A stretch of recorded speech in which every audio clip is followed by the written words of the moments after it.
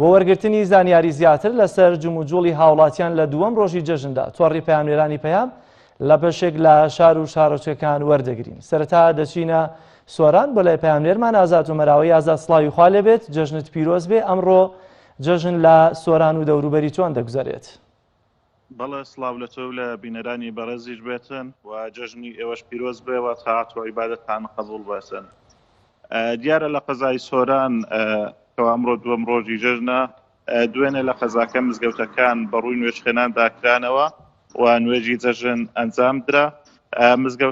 زۆربەی مزگەوتەکان نوێژی جەژنیان تیادا ئەنجام درا، مەگەر مزگەوتێکە گەر مامۆستای ئاینی خۆی نەچوو بێتن مزگەوتەکەی نەکردبێتەوە، گەرنا زۆربیان نوێژی تێداکراوە لە بەشێکیان وتاری جەژنی درابوو، بەشێکیان وتاری جەژن نەدرابوو و مزگەوتەکان بەردەوامن لەکردنەوە لە ئێستادا.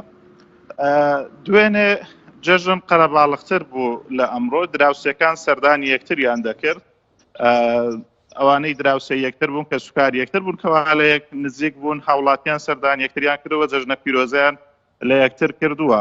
بەڵام بەهۆی قەدەغەی هاتوچۆیەوە ئەوانەی کەوا دوورن لە یەکتر ناتوانن سەردانی یەکتر بکەن، چونکە هاتوچۆی ئۆتۆمبیل لە قەزاکە وەکو شوێنەکانی تر یارێمی کوردستان ڕێگە پێدراو نییە. ئەمەش لای هاوڵاتیانی ناوچەکان نیگەرانی دروست کردووە. هاوڵاتیان نیگەرانن لەوەی کەوا لە جەژندا ڕێگەیان لێجیداوە هاتوچۆ بکەن و جەژنە پیرۆزانە ئاراستەی یەکتر بکەن. ئەوان پێیان وابوو کەوا پێش جەژن بە تایبەتی شەوانی چەند شەوێک پێش جەژن بازاڕەکان قەڵەباڵغێکی زۆریان پێوە دەبینرا.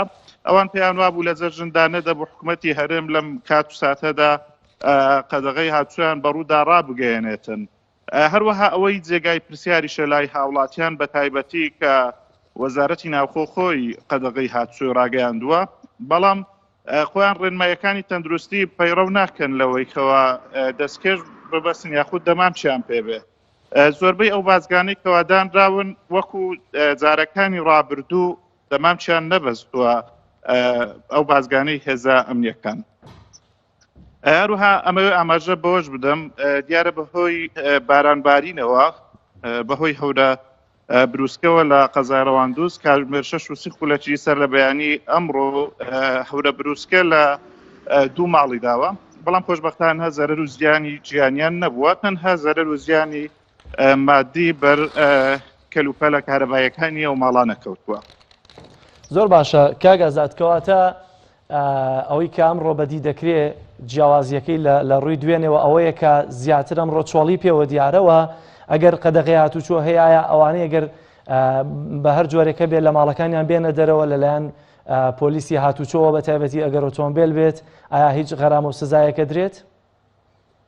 بەڵێ کاک جەلال، دیارە بەهۆی ئەوەی کەوا وەزارەت ناوخۆ قەدەغەی هاتوچۆی ڕاگەیاندووە و ئۆتۆمبیلانەی کەوا بستنە سنتەری شارەکانەوە هاتوچۆ غەرامەیان بۆ ئەکاتن، بەڵام لە نێو کۆڵانەکان ئەو شوێنانی کەوا بازگەیان لێ نییە هاتوچۆی ئۆتۆمبیل بەدی ئەکرێتن لەو شوێنانە. هاوڵاتیان ناسنەوە نێو بازگەکان، تەنها لە بەشێک لە کۆڵانەکان ئۆتۆمبیل بەدی ئەکرێت و هاوڵاتیان بە ئۆتۆمبیل هاتوچۆ ئەکەن.